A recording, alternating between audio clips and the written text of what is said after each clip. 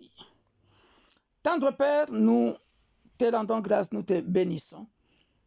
Glorifie ton Saint-Nom dans ces enseignements, car seul je ne peux rien. Cher ami Saint-Esprit, l'enseignant parfait, sans faute, prends possession de mon cerveau, de mon intelligence, car je ne suis pas intelligent. Que l'intelligence divine parle et guide toutes les personnes qui écouteront cette leçon maintenant ou en différé d'apprendre quelque chose, car nous sommes dans l'école de ministère où nous formons de futurs ministres pour éviter des bavures, de bévues dans les églises universelles de Dieu, églises pour tous. Nous te rendons d'ores et déjà toute la gloire. Au nom puissant et glorieux de notre Sauveur et Seigneur Jésus-Christ, nous disons Amen. Amen, amen. Voilà. La mentalité d'un leader dans le ministère. Quelle est la mentalité qu'un leader doit avoir? Parce que nous sommes souvent confrontés au ministère qui ferme, au ministère qui ne grandit pas. Et la plupart du temps, nous donnons des excuses. Nous donnons des excuses genre, bon, on te pose la question, pourquoi tu as fermé? Tu diras, ah là là, c'est parce que le pays là, la ville là, le quartier là, qu'est-ce que je peux ajouter encore? Dans la rue là, il y a beaucoup de sorciers, il y a beaucoup des hôtels. À Lille, c'est un terrain difficile. Il y a des hôtels. Voilà, l'église ne grandit pas parce que le ciel dans ces pays-là est fermé, dans ces quartiers-là, dans... qu'est-ce que je peux ajouter encore? C'est difficile, Satan. À chaque fois, nous blâmons Satan. Non. Non. Ce n'est pas Satan qu'il faut blâmer à chaque fois. J'ai fini par comprendre. Écrivez ça, bien-aimé. Ce sont des petits pics que je m'en vais chercher dans les leçons précédentes. Si le Christ est en vous, rappelez-vous de cette leçon-là, ce n'est plus moi qui vis, c'est Christ qui vit en moi. Christ en moi, espérance de la gloire, ce sont des phrases que j'ai dites dans là où j'avais expliqué le Saint-Esprit en moi, le Saint-Esprit sur moi, le Saint-Esprit avec moi. J'ai fini par comprendre. Voilà pourquoi, dans l'introduction, j'ai parlé de Covid.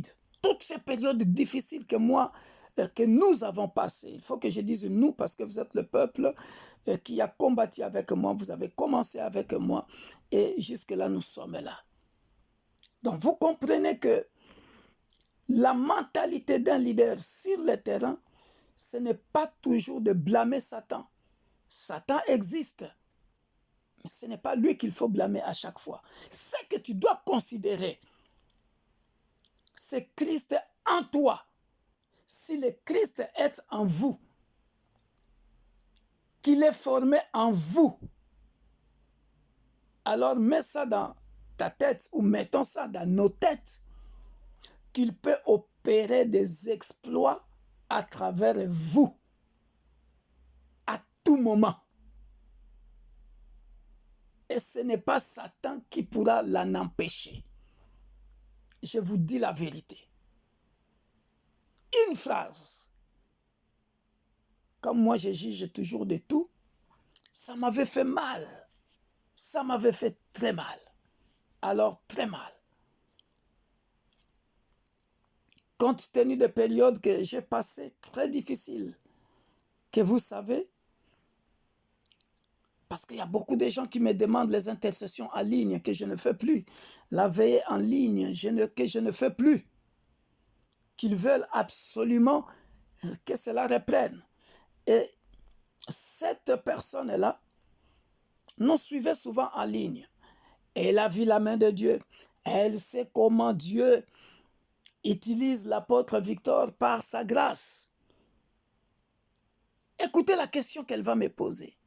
Ah, papa, maintenant comme cette situation-là t'est arrivée, bon, on va quand même prier. Hein? Je ne sais pas si la même onction existe ou si tu as toujours l'onction. Elle m'avait fait mal. Vous savez, il y a des gens qui vous font mal sans qu'ils sachent qu'ils vous ont fait mal. Alors que moi, en tant que visionnaire, en tant que chercheur, en tant que scientifique, en tant qu'homme spirituel, j'analyse une réponse, j'analyse une question, j'analyse les fidèles sous plusieurs optiques, mais sans que la personne ne sache. Cette question-là, donc pour cette personne-là, vous voyez le manque de maturité, comme cette situation difficile est arrivée à l'apôtre. Vous comprenez de quoi je parle, parce qu'il y a des leçons qui suivront cette leçon. Il faut que je sois sage quand je parle. Alors pour lui ou pour elle, est-ce que l'apôtre, son Dieu est encore puissant en lui? Est-ce qu'il a toujours la même onction? Est-ce que s'il prie pour moi, ça marchera comme ça a toujours marché d'habitude ou pas? Alors, je lui ai répondu, maman, on peut prier? On a prié. Et après, j'ai vu la personne continuer à nous suivre. Pourquoi j'ai dit cela? Aujourd'hui encore, aujourd'hui, j'ai prié pour un couple. Ça fait 3 ans ou 5 ans. Les gens de l'église de Paris connaissent bien le couple. Ils sont venus 2 ou 3 fois à la veillée. J'avais déclaré des choses. Et voilà. Aujourd'hui, c'est le mari qui m'appelle, qui me dit, elle a accouché d'un bébé. Ça fait 3 mois. On te cherchait, papa. Ah, merci. Parce qu'ils avaient un problème de stérilité. Et ce que Dieu avait dit, il l'a accompli. Aujourd'hui, gloire au Seigneur. Qu'est-ce que je veux dire par là? La mentalité d'un leader doit être fixée. Écrivez bien cette phrase. La mentalité d'un leader doit être fixée sur les objectifs de Dieu en vous. La mentalité d'un leader doit être fixée sur les objectifs de Dieu en vous. Ce n'est pas Satan qui viendra fermer les exploits que Dieu veut faire dans votre ministère. Ce n'est pas la situation qui vous est arrivée qui viendra fermer les exploits de Dieu ou ce que Dieu veut faire avec vous dans le ministère. Donc, arrêtez de blâmer Satan. Après, je citerai d'autres raisons. Hein. Là, j'ai pris 2 exemples là dans le ministère qui me sont arrivés. Les gens pensent que, parce que cette situation est arrivée, voilà, Macondo n'a plus d'onction, ou Dieu l'a abandonné, ou moi-même la personne, moi-même le ministre de Dieu, moi-même le leader, moi-même le visionnaire, moi-même le pasteur, l'évangéliste, la prophétesse, le prophète, le diacre, l'ancien, l'ancienne, la mentalité est basse, j'oublie que Dieu est en moi. Il marche avec moi. Et je mets en premier les problèmes que j'ai. Non, non, non. Dieu ne fonctionne pas comme ça. C'est là où vous allez voir que les hommes de Dieu vont commencer à blâmer Satan. Donc, je reviens tout simplement à dire, bien-aimés dans le Seigneur, ce sont des excuses, comme les enfants disent, des excuses bidons. Ça fait longtemps que Satan est dans le parage. Nous avons plusieurs passages. Dans Job 1, Satan était en train de se promener sur la terre. Dans 1 Pierre chapitre 5, 8, Satan, ou je ne sais pas, le diable rôde autour. Donc, que tu le veuilles ou pas, dans le moindre sphère, dans le moindre périmètre carré dans lequel tu vis, mets ça dans ta tête. Les diables et les démons sont partout. Oui. Et pendant que toi, tu es en train de penser comme ça, certains ministères avancent, continuent tout de même de progresser. Hein? Donc, vous comprenez que ce n'est pas Satan le problème. La croissance d'un ministère ne dépend pas de nos excuses bidons que nous donnons. Ah oui. Pour vous justifier à chaque fois. Pour vous justifier à chaque fois. Vous ne me contredirez pas.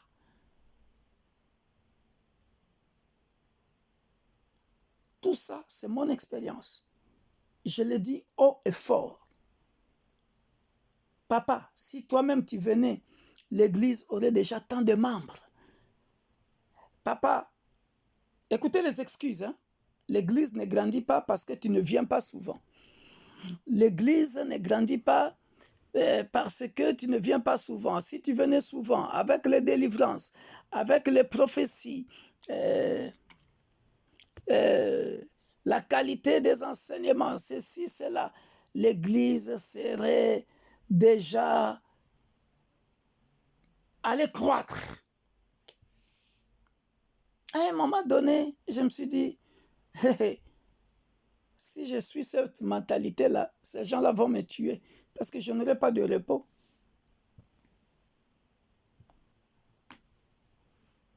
Et j'ai expérimenté ça. Vous voyez, la mentalité d'un leader, tu dois être capable d'analyser les choses spirituellement, physiquement, scientifiquement. Analyser, regardez tous ces paramètres-là. Donc, ce qui permet à beaucoup de ministères de ne pas croître, ce sont tout simplement des excuses qui n'ont pas de raison d'être. Écrivez ça. Ce sont des excuses qui n'ont pas leur raison d'être. Pourquoi l'Église n'avance-t-elle pas? Pourquoi les ministères n'avancent-ils pas? Pourquoi vous trouvez toujours, vous êtes toujours au même niveau? Et ça fait 10 ans, vous avez que 20 membres, 30 membres. J'ai réfléchi à tout ça. Donc, je nous amène à comprendre les choses que il y a des gens parmi vous, ça fait 10 ans on est ensemble, que ce soit à l'église de Paris et que ce soit à l'église de Lille. Et on a balayé toutes ces questions-là. Pourquoi vous demeurez toujours au même stade? Donc vous verrez que la plupart des leaders répondent toujours par des excuses. par des excuses. Par des excuses. Mais jusque quand? On va lire un texte dans la Bible. Vous verrez ce que les excuses font pour que les choses n'avancent pas. Changeons de mentalité, bien-aimés dans le Seigneur. Je regarde l'église de Kinshasa où je ne suis pas là. Tu prends la population de l'église de Kinshasa. On va dire peut-être parce que c'est l'Afrique. Hors de question. Hors de question. Parce que je ne suis pas là-bas. Oui, de temps en temps, on m'appelle si ils ont une situation grave. On m'appelle et j'interviens. Parfois, je fais intervenir l'église de Lille et on prie. La mentalité d'un leader sur le terrain. Quand vous êtes sur le terrain, tout ce que vous devez considérer, ce ne sont pas les situations autour de vous. Écrivez bien toutes ces phrases. Ce que vous devez mettre dans votre tête, marcher avec au jour le jour. Si Dieu est en moi, sur moi, est avec moi, les objectifs de Dieu dans moi doivent s'accomplir absolument. Venez à Lille nous visiter. Venez voir ce que Dieu est en train de faire. Là où les autres avaient dit, pourquoi tu vas prendre cette salle-là? Ah, c'est trop petit. Ah. J'ai communiqué ma foi aux gens autour de moi. J'ai communiqué la foi autour de moi. Si tu as la mentalité d'un loser et les gens qui sont à côté de toi sont encore des losers, tu fermes la baraque, tu fermes l'église. Tu fermes l'église. Tu fermes l'église. Si je suivais les phrases des prophéties là, de délivrance, de ma présence, ipso facto, ma présence, mais finalement je deviens Dieu. Écrivez maintenant cette deuxième phrase. Il faut considérer que Dieu est omniprésent et c'est lui qui agit en tout lieu, simultanément, point barre. Ce n'est ni à cause de ta présence. Dieu est omniprésent dans sa tâche, dans la mission qu'il vous a confiée.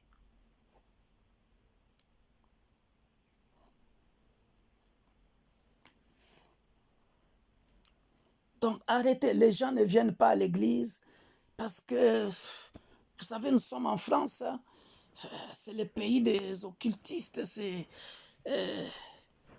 Mais dans la même France, il y a des églises qui sont pleines à craquer.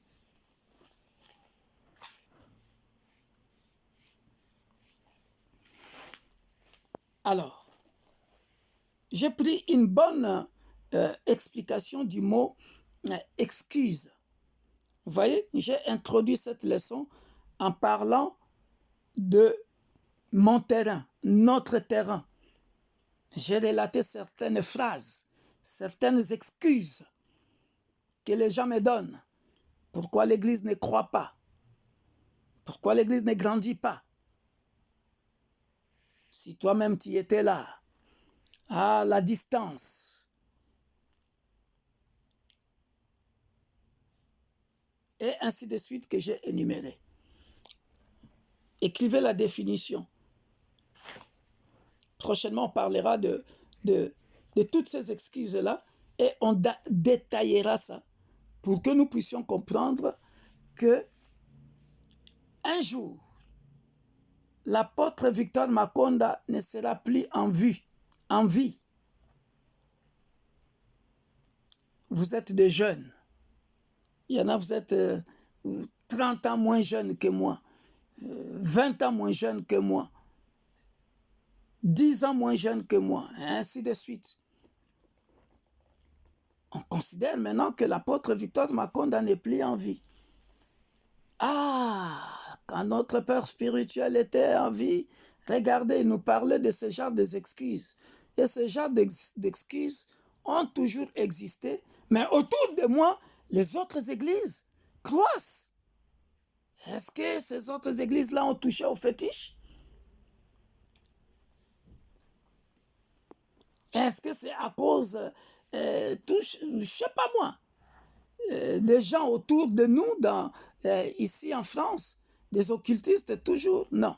Le diable, voilà pourquoi je vous ai donné ça, que le diable est toujours dans le moindre périmètre carré que vous êtes. Il est partout.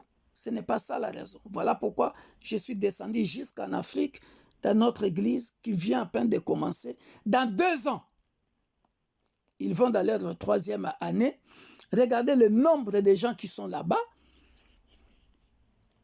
Mais dans la même commune, dans le même pays, il y a aussi des églises qui ferment. Il y a aussi des églises qui croissent. Mettons ça bien dans nos têtes. Donc, le tout, ce que tu dois considérer, c'est ce que Dieu a mis en toi.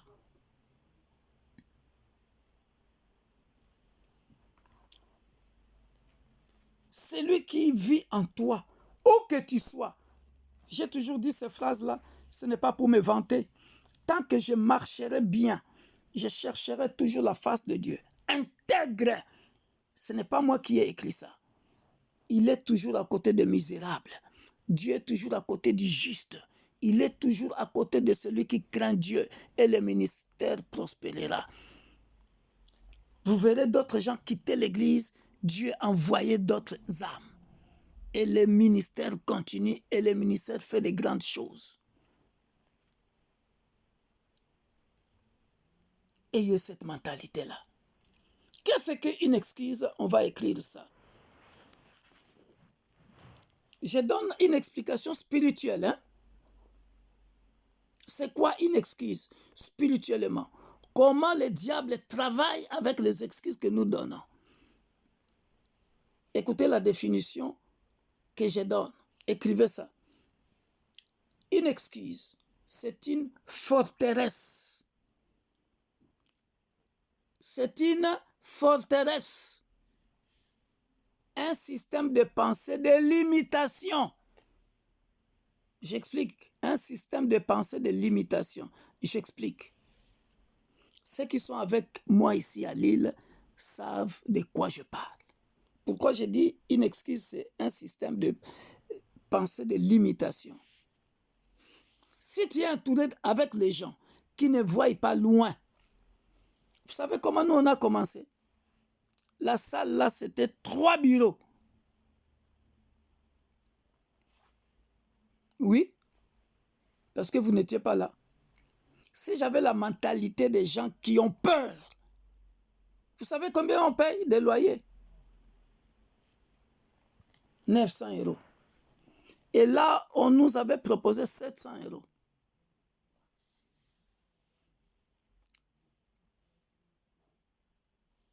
Je parle de la mentalité du leader sur le terrain. Pour éviter les excuses. Donc les excuses, ce sont des forteresses, bien-aimés. Tu as la chose de Dieu, tu as la cruche. Mais les excuses, le diable, parce que vous allez toujours donner des excuses que le diable va vous inspirer. Et vous allez oublier celui qui vous a appelé, le maître de la moisson, celui qui est en vous, sur vous et qui vous accompagne. Vous serez limité. Vous allez toujours commencer à blâmer le diable. Donc, une excuse, c'est une forteresse que le diable met en toi. Un système de pensée de limitation, d'incrédulité. J'ajoute ça, s'il vous plaît. Écrivez, d'incrédulité. Comment ça? C'est pas Makonda qui va arrêter de croire en Dieu. Si tu n'es pas fort à cause de telle situation, tu deviens incrédule. Et pourtant, Dieu t'a déjà utilisé dans des situations difficiles. Comme là, une stérile vient d'enfanter. J'ai prophétisé pour elle, enfin, pour les couples. Des années. Aujourd'hui, le mari, comme c'est ça. Demain, la femme, comme c'est là. Prière sur prière. Aujourd'hui, le bébé a 3 mois. Et ce n'est pas la première fois dans mon ministère. Maintenant, tu vas me dire, tu vas venir créer l'incrédibilité. Je deviens incrédule, je ne crois plus. Parce que incrédule, c'est qui? C'est quelqu'un qui ne croit pas en Dieu. Donc, c'est plus qu'un païen. Arrêtez la mentalité. Quand tu es sur le terrain, tu diriges les gens. Tu sais que Dieu est avec toi. Écrivez, fonce! Fonce! Fonce avec l'ainsi dit l'Éternel. Avec l'ainsi dit l'Éternel. Ah oui, l'église de l'île que vous voyez là, comme nous sommes là, après on avait cassé le 3e mur. Hein. On nous a dit de payer 700 €. Aujourd'hui, on paye 900 parce que par la foi, on a cassé le 3e mur. Et ça, le volume que vous voyez là, la mentalité d'un leader sur le terrain. Une excuse, c'est aussi la victimisation. Ça, c'est tout un cours en psychologie. La victimisation. La victimisation, ça veut dire quoi? La victimisation. Tu cherches des victimes. Ah, ça ne marche pas parce que la situation là que l'apôtre a vécue, vous savez, hein, si la tête n'est pas bonne, hein, si tu vas dans cette église-là, vous savez, si la tête n'est pas bonne, hein, vous savez, si la tête n'est pas bien, moi, cette église-là, votre apôtre-là, il a fait comme ceci, non? Vous ne savez pas ce qui se passe dans cette église-là? La victimisation. Soit les gens, vous victimisez les gens qui sont avec vous ou autour de vous, ou vous victimisez une situation. C'est-à-dire, l'église ne peut pas aller de l'avant à cause de cette situation-là. Parce qu'il y a trop de sorciers dans l'église. Comme si le sorcier devient le maître de l'église. C'est lui ou la sorcière qui dirige l'église. Non, c'est lui qui est en vous. C'est le nom élevé au-dessus de tous les noms. Donc, il est plus fort que les sorciers. Tu as repéré le sorcier ou la sorcière dans l'église. Mais alors, où est le problème? Laisse-le là. Toi, augmente la puissance. Mais le feu, c'est lui qui fuit là. Laissez-moi rigoler, je sais de quoi je parle. Je connais toutes ces... Je suis passé par tout ça là et je connais ça très bien. La mentalité d'un leader sur le terrain. La mentalité d'un leader sur le terrain. Je pense que j'ai donné déjà beaucoup de situations, des réponses. L'excuse est une mentalité qui consiste à expliquer son manque de résultats ou de performance en rejetant les blâmes ou la faute sur une autre personne ou sur une circonstance particulière, comme je venais de dire là, tout en se dédouanant et en démissionnant de sa propre responsabilité.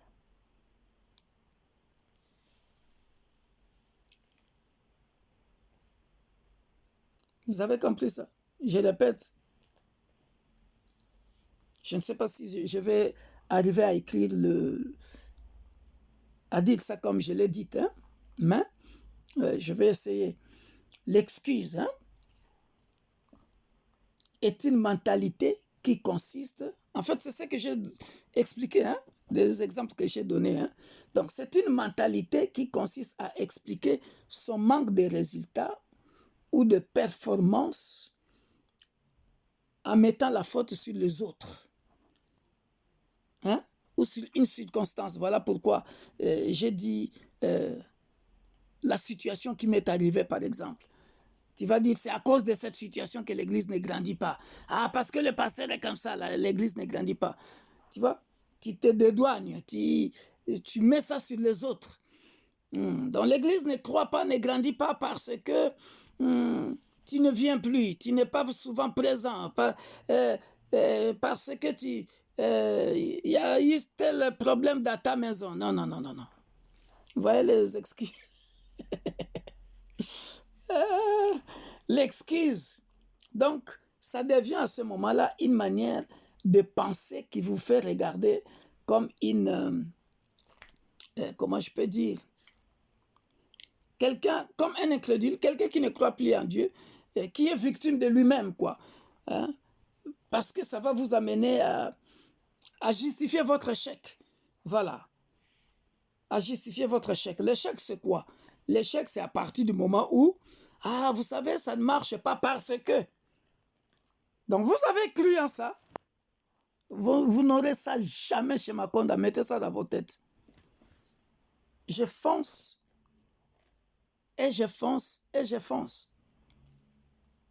Il y a un groupe de gens qui est parti. Si je devrais baisser les bras, Covid est passé. Si je devais baisser les bras, j'étais là 24 heures sur 24 en ligne. Je bombardais la parole. Covid ou pas. En ligne. Les gens suivaient. Le ministère était connu pour ceux qui courent après que le ministère soit connu. Parce que c'est Dieu qui fait la promotion des ministères. Moi, je ne vous dis pas tout. Je sais. Je sais ce que Dieu m'a dit. Je sais comment est ce ministère. Celui qui veut rester, il verra le fruit de ce ministère. Je sais où je vais. Celui qui veut partir, au revoir, nous on est là, on reste. Du moment que je sais ce que Dieu m'a dit, et vous le verrez s'accomplir. Quand Dieu m'a dit ici, par exemple, à Lille, qu'on aura tel type de personnes qui viendront, il l'a fait. Ben alors, c'est ça la mentalité. Dieu m'a dit, paf, ça doit être imprimé dans ta mémoire. Laissez-moi parler de cette inspiration. Voilà. Il y a une inspiration qui m'arrive là pendant que j'enseigne là. Il y a ce qu'on appelle une mémoire spirituelle. Voilà, une mémoire spirituelle. Vous voyez l'ordinateur? L'ordinateur a une mémoire. Une mémoire, on dit, hein? Un mémoire, c'est ce qu'on prépare après les études. Alors, cette mémoire-là est capable d'enregistrer les choses d'il y a 20 ans. Et ça vous remet ça. À combien plus forte raison, la mémoire spirituelle, là où Dieu vient emmagasiner tous les songes, toutes les visions qu'il vous donne. Écrivez cette phrase-là. Là où Dieu vient emmagasiner toutes les visions, les prophéties, les songes qu'il vous donne, qui fait que à un moment donné dans ton ministère, quand tu arrives à une étape donnée, tu te rappelles, tu te souviens, ah, Dieu m'avait déjà montré ça, ah, Dieu m'avait dit ça déjà. Ah, donc ce n'est que normal que les ministères croissent ou arrivent à cette étape. Mémoire spirituelle, écrivez ça.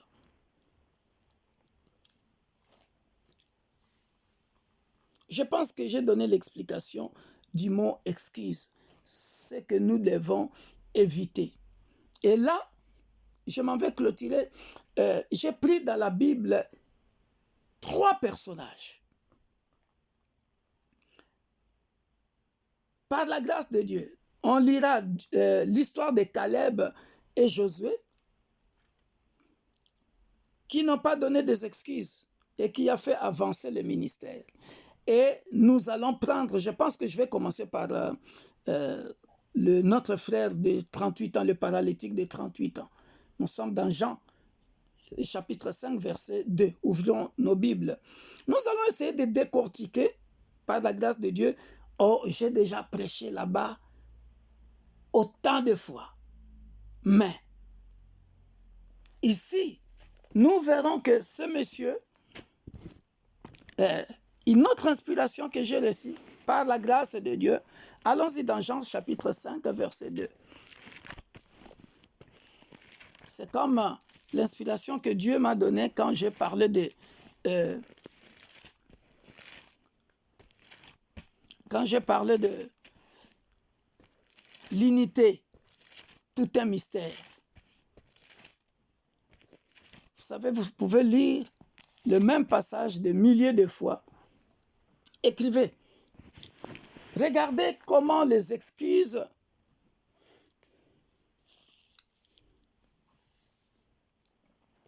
font mal. Il est 21h. Regardez. Nous allons lire seulement le verset 2 et en décortiquant le verset 2, si nous pouvons... Attends. Je vis ça dans Jean,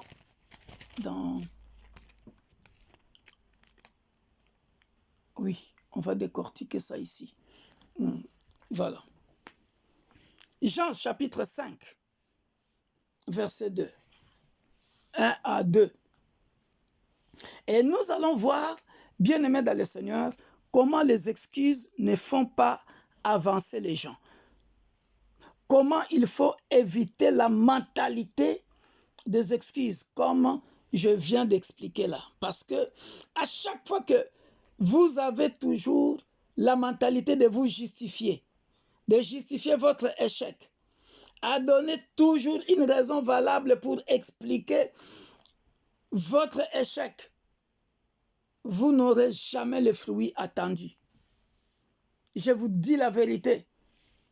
À chaque fois, au lieu d'avancer, vous faites recours à une excuse. À une excuse. Même le retard, hein, pour parler aussi de retard. Même le retard. Il y a des gens qui mentent qui ont comme excuse. J'ai vu ça aujourd'hui. Il y a quelqu'un qui a l'habitude d'arriver à l'heure. Mais cette personne-là m'écrit à chaque fois. Ah oui, pour justifier son excuse. Pour justifier son retard. Mais vous ne savez pas combien d'années ou des années j'ai bagarré, si je peux appeler ça bagarre, avec cette personne-là pour qu'elle arrête le retard. Aujourd'hui, c'est une personne assidue qui arrive même avant moi et le programme est à telle heure, tac, elle commence. Ah oui. Mais c'est une mentalité que j'ai forgée chez la personne. Parce qu'à chaque fois, le retard, c'était insupportable. Mais c'est un leader à l'église. Un leader à l'église. Vous voyez? La mentalité d'un leader sur le terrain. J'ai frappé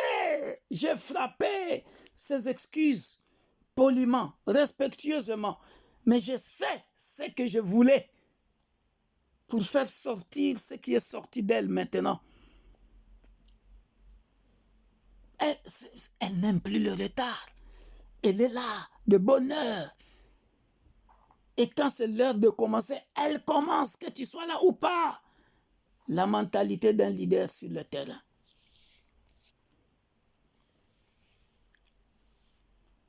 Arrêtez de justifier vos excuses, de vous justifier à chaque fois. Deux excuses sur excuses.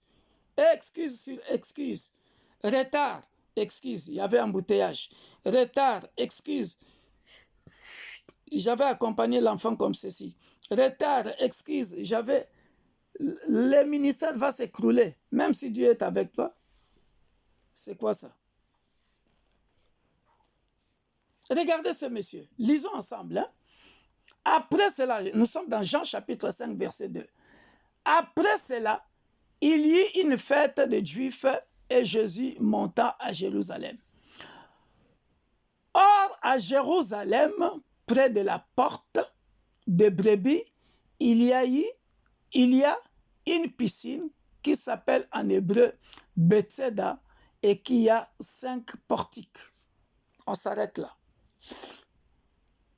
Qui peut me donner ce que ça veut dire Bethesda? Ça veut dire quoi? Vous avez des Bibles avec les explications. Bethesda veut dire quoi?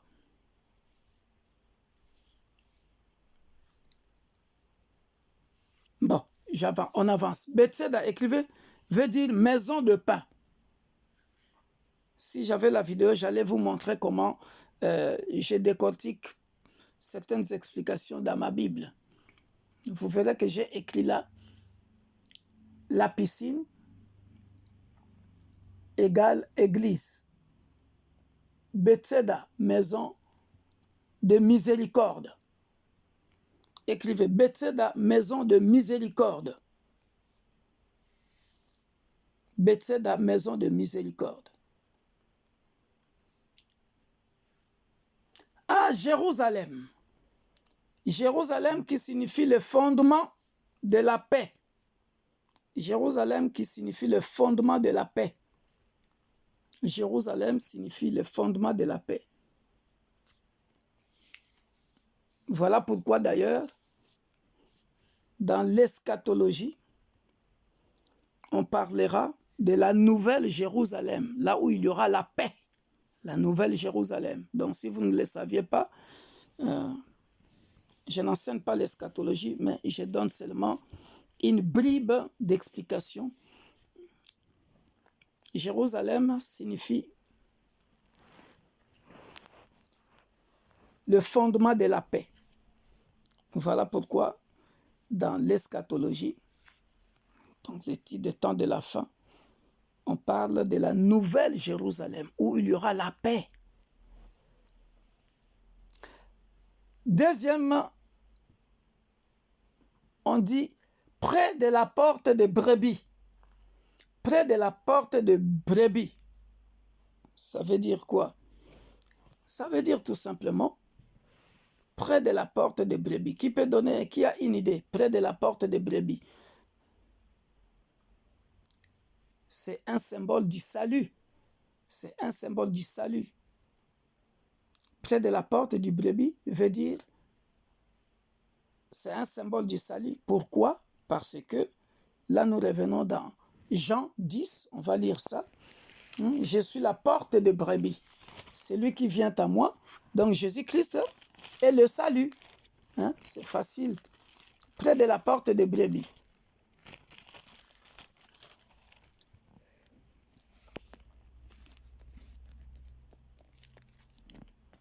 En vérité, Jean 10, en vérité, je vous l'ai dit, celui qui n'entre pas par la porte dans la bergerie, mais qui monte par ailleurs est un voleur et un brigand.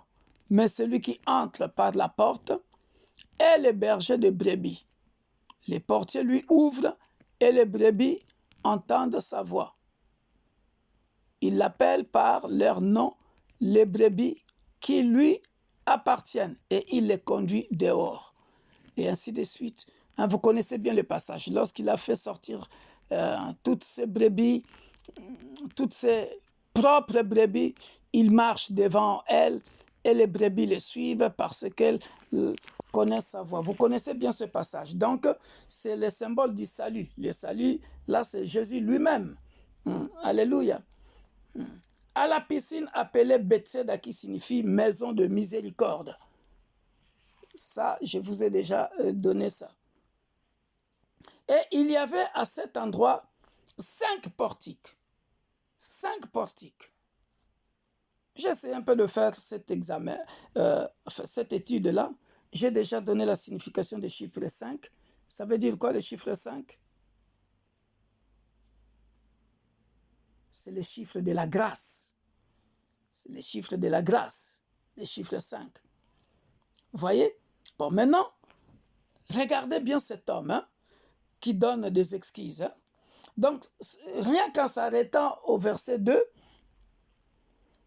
lorsque nous continuons la lecture, cet homme était donc environné, ou je peux dire escorté, quadrillé depuis 38 ans, par Jérusalem qui signifie le fondement de la paix. Donc par la paix, comme j'ai donné là. La porte de brebis, donc le salut. Bethesda, la piscine de Bethesda. Bethesda, maison de miséricorde. Donc 3, la miséricorde. 5 portiques. J'ai d'ailleurs même écrit les 5 portiques, les 5, à part que c'est le chiffre de grâce, ça représente aussi les 5 ministères. Comme pour dire, les apôtres sont passés, les évangélistes sont passés. On a évangélisé les gars. Rien ne s'est passé. Donc, il avait tout autour de lui pour être guéri. Pour expérimenter la gloire de Dieu. Pour expérimenter la visitation divine. Mais pour autant, il n'a pas obtenu de résultat pendant 38 ans. Pourquoi? Pourquoi? Les excuses. Hein? C'est ça qu'on va lire ici. Hein? Parce que quand Jésus va les rencontrer, il va poser quelle question? Jésus lui demande, la question que Jésus lui demande, c'est quoi? Veux-tu être guéri? Écoutez la réponse du malade. Hein? Il a répondu, oh Seigneur, je n'ai personne pour me jeter dans la piscine quand l'eau est agitée. Et pendant que j'y vais, un autre descend avant moi. Vous voyez la réponse qu'il donne? Ben, c'est clair. Pourquoi il donne cette réponse-là? Excuse. Vous avez vu sa phrase? C'est une excuse. La mentalité des excuses. Alors que Jésus lui demande s'il veut être guéri, il fallait qu'il réponde, oui, je veux être guéri. On a d'autres exemples comme ça dans la Bible, où Jésus demande, que veux-tu que je fasse pour toi? Réponds, au lieu de répondre par des excuses. C'est pour ça que j'ai dit, on a dans le ministère beaucoup de pasteurs. Ça ne marche pas, il se justifie. Non. Change de mentalité. Boss. N'oublie pas que Dieu t'a appelé. Et il est avec toi. Continue. Mais cet homme, il répond par des excuses. Il répond par des excuses. Et ça, c'est très dangereux. Il s'empresse à donner la raison pour laquelle il n'est pas guéri. Donc, tu ne veux pas être guéri, tu veux rester paralytique. C'est ça. Nous devons changer de mentalité. Nous devons changer de mentalité. C'est ça. Évitons la mentalité d'excuse. Pourquoi l'Église ne grandit pas? Parce que selon lui, c'est parce qu'il n'y a personne pour le porter lorsque l'eau est agitée. Il met ça sur les autres. Voyez la définition de mot excuse que je vous avais donné là. Il met ça sur les autres. Il ne veut pas accepter que lui-même ne fait aucun effort. Parce que la mentalité de s'excuser est déjà systématiquement, c'est systématique dans sa tête. Et ça, c'est très dangereux. Voilà pourquoi j'ai pris Jean 5, il est 21h13. J'ai donné ça pour nous expliquer, après avoir décortiqué le verset 1 à 2, nous trouvons que cette personne pouvait être guérie depuis longtemps. Mais lui-même, avec la mentalité des excuses, ne pouvait pas aller de l'avant. Ne pouvait pas aller de l'avant. Il faut à chaque fois considérer, écrivez ça, quand Dieu vous a appelé. Et c'est ce que nous devons mettre en pratique. Considère que, je ne vais pas citer vos noms, je parle de moi-même. Considère que mon cas est différent. Mon ministère est différent. Ma grâce est différente. Mon onction est différente. Mon manteau est différent. Ne vous donnez aucune excuse. Excusez-moi du ton que j'ai utilisé. Je ne sais pas si j'ai beaucoup crié. C'est les cris, c'est la souffrance du ministère qui parle. Mais je suis obligé de vous dire ça pour que, pendant que je suis en vie, que vous gardiez ça. Ma grâce est différente. Je vous ai donné l'exemple de cette femme-là qui m'avait posé la question. Ah, comme cette circonstance est arrivée à l'apôtre, est-ce qu'il a toujours la même onction? Ça fait mal, hein? Ça, c'est comme Jean-Baptiste et Jésus. Hein? Que Jésus répondait, va dire à Jean, les aveugles voient, les paralytiques marchent. C'est ça la mentalité de Victor Makonda. Et cette mentalité-là, ce n'est pas parce qu'une circonstance comme ça vous est arrivée que vous devenez déprimé, oppressé, les choses ne... Non, Dieu est avec moi, les objectifs de Dieu, les exploits de Dieu. Venez à l'île, vous verrez comment Dieu m'utilise. Ça n'a pas changé. Ça n'a pas changé. Ayez cette mentalité-là. Crains Dieu.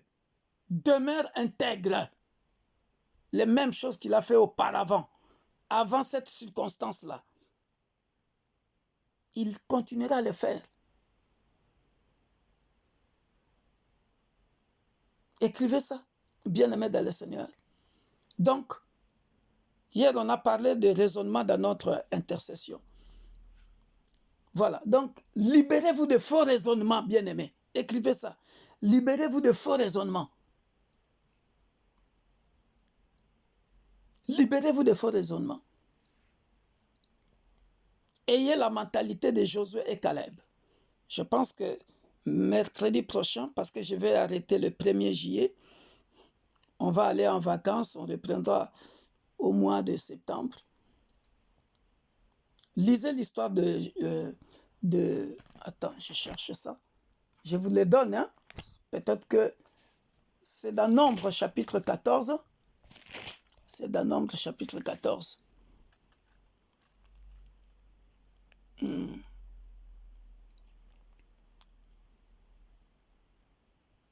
C'est dans Nombre chapitre 14. Vous lirez ça.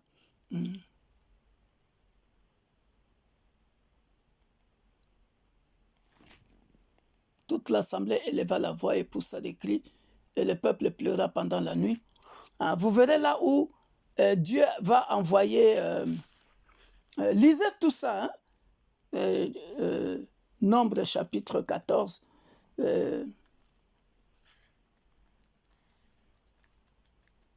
C'est ça. Quelqu'un peut m'aider à... verset 13, chapitre 13, vous pouvez commencer à partir du chapitre 13. Hein? Chapitre 13, chapitre 13, là où Dieu envoie Josué et Caleb.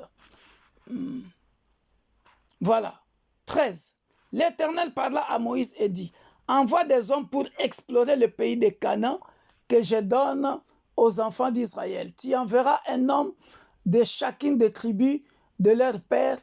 Tous seront des principaux d'entre eux. Voilà, vous allez lire ça à partir de verset, voilà, tout ça.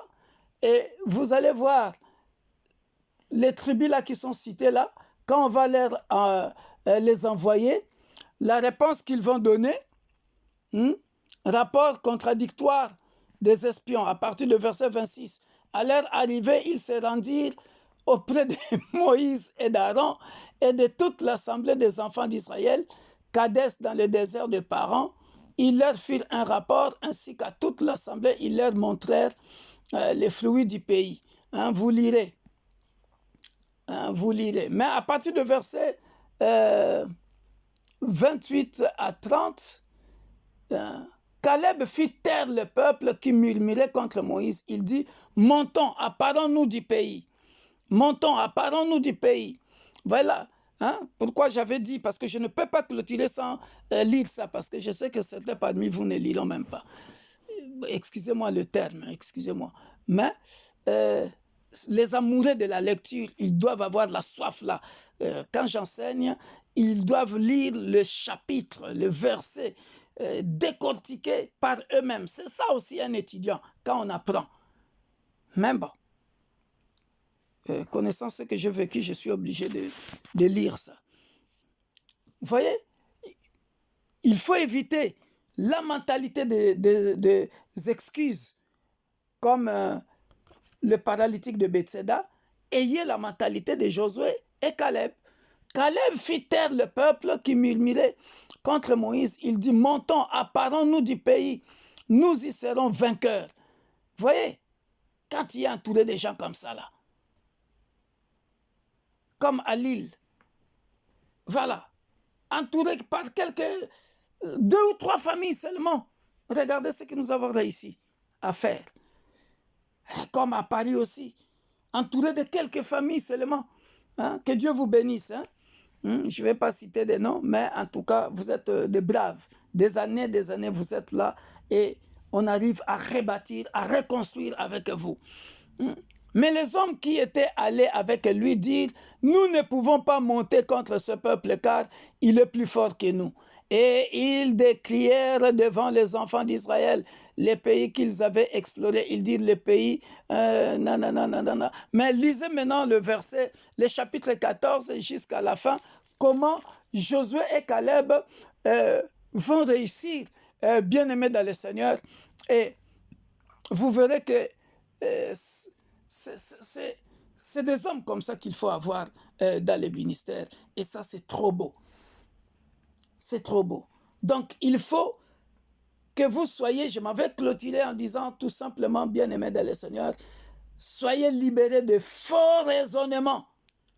Reprenez le courage, reprenez la force, reprenez les rênes, reprenez ce que je viens de dire là, la mémoire spirituelle.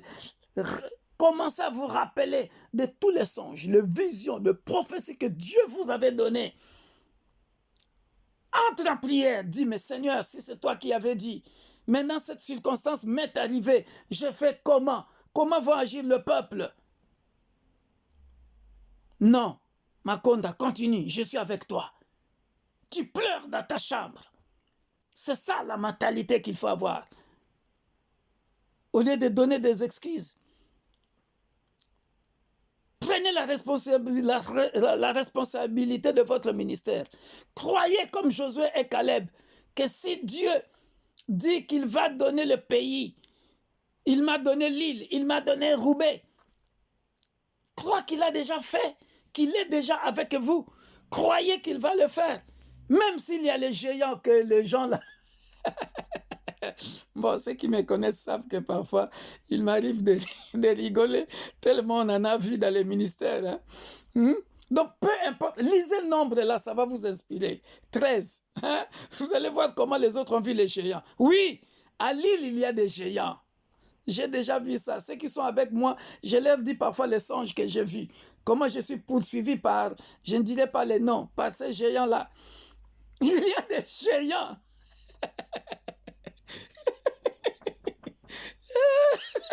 Les ministères, il y a des géants, bien aimés. Partout. Les diables rôdent toujours autour. Hein? Ne vous inquiétez pas. Il y aura toujours des géants partout. Que cela ne vous fasse pas peur.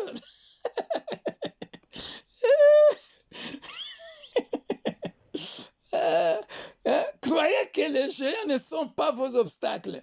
Il faut croire à ça. Qu'ils ne soient pas un obstacle pour toi. Donc, voyez à chaque fois que vous faites ça, considérez les géants comme une échelle, une plateforme de votre future gloire. Parce que Dieu va vous élever toujours au même endroit. Pourquoi vous devez avoir peur? Non, considérez que le Dieu que je sers est plus fort. Il est avec moi.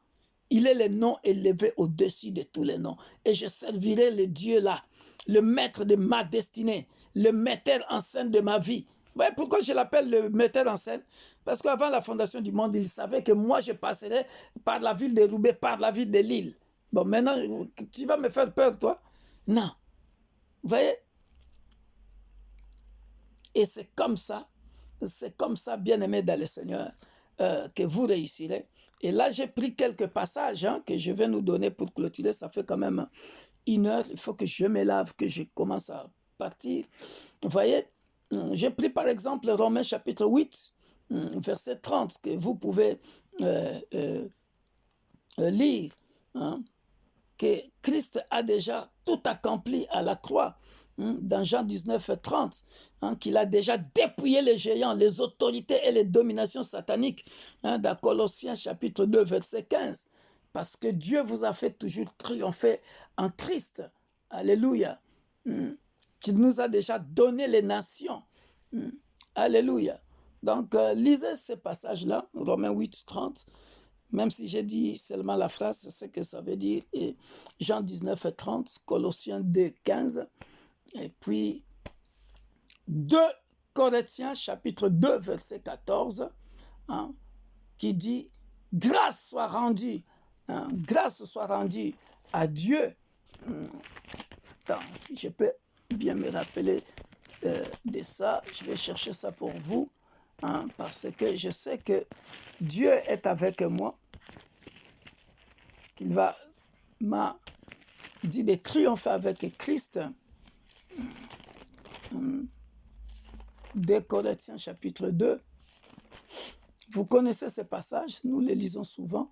Grâce soit rendue à Dieu qui nous fait toujours triompher en Christ et qui répand par nous en tout lieu l'odeur de sa connaissance. Je me souviens de ça comme si c'était hier.